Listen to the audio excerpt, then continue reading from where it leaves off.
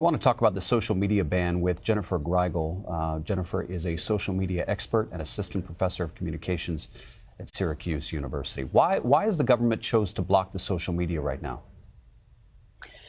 Well, I think governments around the world have come to see that social media is a risk, and platforms like Facebook and Facebook Incorporated, which also owns WhatsApp and Instagram, really has not launched a product in a way that is safe or in a way where it has enough content moderators or support to make sure that these platforms aren't being abused. So when tragedy strikes, I think governments are taking quick action to make sure that rumors aren't spread on some of these applications, for example. Do they think in any way that the perpetrators use social media and that played a role in this?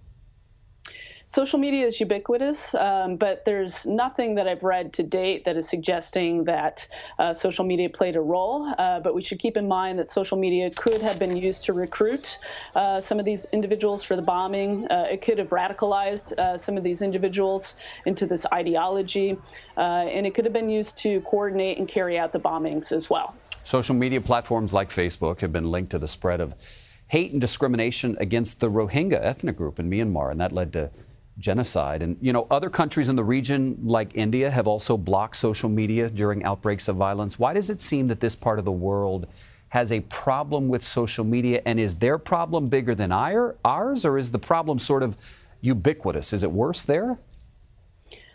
I would say that, unfortunately, there is conflict around the world. And I think that social media has played a role in this mass destabilization of communications globally around the world. It has really changed the game. There's also been a rise in, fake news, if you will, and a degradation of the role of the free press around the world. So I think we're at a time right now globally, and I would not just say it's that part of the world, but also here in the United States, where we're becoming more reliant on information that's put forward by governments, like we see in Myanmar, and even in governments here in the United States. And that's a risk. That's a risk to democracy around the world and to society at the highest level.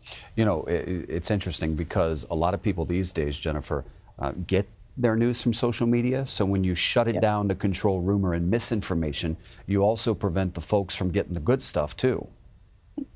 Exactly. So the free press and journalists overseas are probably working really hard to get out the information that people need to know right now. But people may not have a radio in their homes anymore. They may not have any type of cable TV or antenna television. We're increasingly reliant on social media to get our information and our news. So it's a risk when it gets shut down like this as well. All right, Jennifer, thank you very much. We want to remind you one of our CBSN original documentaries, Weaponizing Social Media, the Rohingya Crisis, explores how technology helped to fuel the violence in that conflict. You can stream it anytime if you'd like at cbsnews.com.